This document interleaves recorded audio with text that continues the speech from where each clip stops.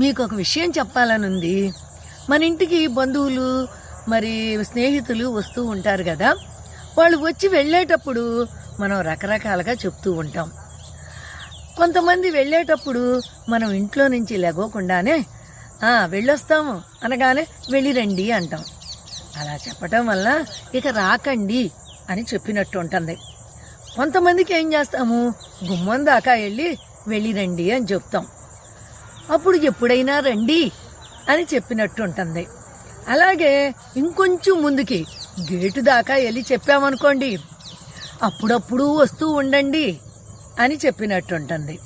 అలాగే వీధి చివరి దాకా వెళ్ళిరండి అని చెప్పామనుకోండి, అప్పుడు 4 రోజులు ఉండిపోకూడదు అన్నట్టు ఉంటుంది. అదే బస్సు ఎక్కేదాకా ఉండి పంపించామనుకోండి, అప్పుడు